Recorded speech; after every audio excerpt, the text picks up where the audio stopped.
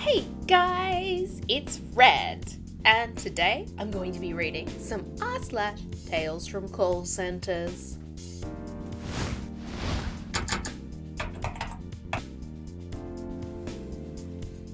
Okay, let's go. Your ambulance shouldn't be using lights and sirens. I thought everyone could use a laugh from an emergency medical services call center. As a supervisor, I get a lot of complaints forwarded to me since I tend to squash them or I just have a thicker skin than the rest. I tend to give people the benefit of the doubt since they feel wronged in some way to get to this point, but could be misinformation of the nature of our service. If they're misinformed, I try my best to enlighten them before I escalate to the safety department or customer relations, etc. It's a waste of our time and ultimately an embarrassment to the complainant. If not, I just need to explain to them that they're wrong.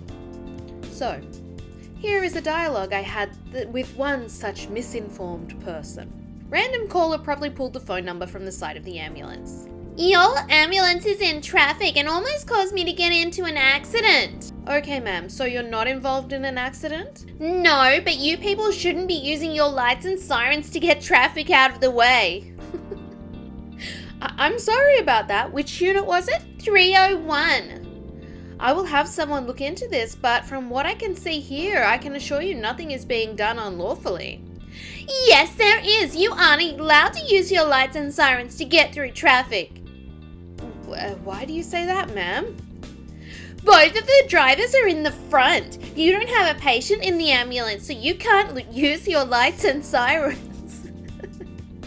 I'm a bit puzzled by this woman's thought process at this point, but I'm not 100% I heard her correctly. You say they're in the front of the ambulance using the lights and sirens, correct? Yeah! Ma'am, you understand that we need to get to the patients before we transport them, correct? Yeah, I work for the fire department, so I know. I live in a major city. Our fire department has a couple of divisions, so it could be the suppression, fire, etc. Oh, what division do you work for? There's silence on the other end of the phone. Okay, ma'am, thank you for your concern. Since you work for the fire department, you know that we're permitted by the Department of Health to use our lights and sirens to get through traffic to a patient's location as soon as possible to render care. No, you're not! I'm going to report you and those two drivers are going to get fired. If you feel it's necessary, please do. I will forward your complaint to our safety team and they will look into this for you. Have a good day. Suffice to say, I documented the complaint and had a laugh with a few co-workers. If she does report this to anyone, she will get the same general response of, if they were responding to an emergency, then they can use the lights and siren. Did you ask if they were responding to an emergency? If it does somehow get escalated to us, it will be a simple, yes, they were responding to an emergency. No, we did not see any wrongdoing on the drive camera, and since we were told no collision occurred, we considered the matter closed. Have a good day. How dare that ambulance use its lights and sirens? My goodness. But then, if that's what she wants, one day she'll need the ambulance for someone that she cares about, and on that day, it'll be like, no, they need to use the lights and sirens. Here comes another delightful caller. I didn't order this. I refuse to pay for it, and I demand to keep the service. Had a lady call in today, and this was the phone call. Thank you for calling. My name is OP. How may I help you? I placed an order online, and there was a service added to my account that I didn't order. What the F did you do? I'm so sorry for this mistake. I see you haven't been charged yet, so I would be more than happy to remove said service for you. And I'd be more than happy to keep it. I'm confused at this point because she seemed irritated it was there. Okay, I can leave it on there if you'd like, but you will be charged for it. Why would I have to pay for something you effed up? I'd like to reiterate that she placed this order online, and therefore the only live person who had anything to do with her order was her. I double-checked our website order entry, and there's no way to accidentally order this kind of service. Because you would be receiving the service, ma'am. Right, but I didn't order it. You put it on there. Why should I pay? Like I said, I apologize if there was a mistake while you placed an online order, but I cannot leave the service on your account unless you're paying for it. We went back and forth like this for about 10 minutes or so.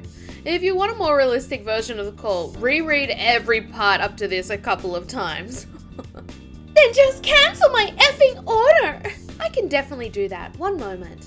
You aren't even going to try to retain my business! As I've stated previously, I can remove the service and you won't be charged, or I can leave it and you will be. There's no middle ground there. If you would like to cancel instead with one of those options, I can also do that. Just effing do it then! Hangs up on me, so I cancel the order and note the account well. I've checked your account today, and guess who tried to pull the same crap with another rep not even 2 hours later? Yeah, nice choosing beggar there. Beautiful. God, how... I don't understand what goes through people's minds that they try and do this. It just seems like so much effort. If you use some of that time and energy to earn money to pay for stuff, maybe you'd be more satisfied with your life. Okay, here is another crazy caller. So you won't let me access my wife's account? Be my sugar baby.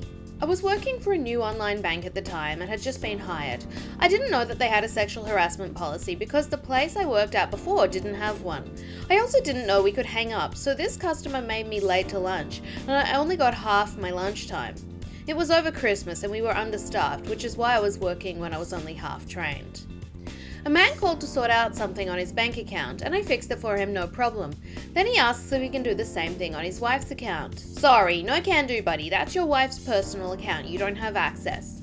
The man is upset by this and tries to argue me into breaking the law for him. It's his wife. They share money. What's hers is his. Wife is right there beside him.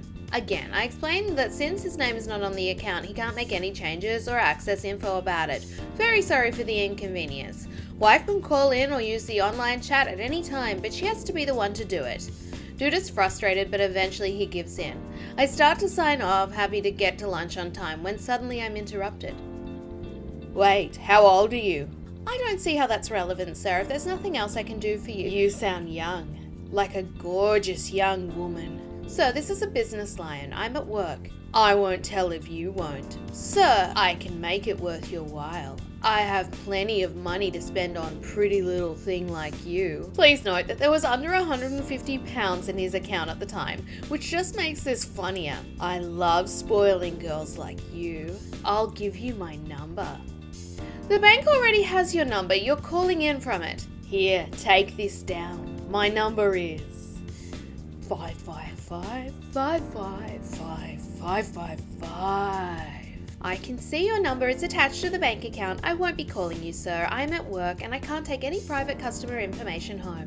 Nobody has to know. It can be our little secret. I didn't say it, but I was wondering about the wife who was right beside him agreeing to let him access the account and what she thought of this. Come on, you know you want me. Any girl like you wants to be spoiled by someone like me. Come on, baby girl. I eventually got him to hang up, but half my lunch break was taken up. It's also worth noting that a few months later he emailed in with a legitimate concern, but the email had 2 attachments.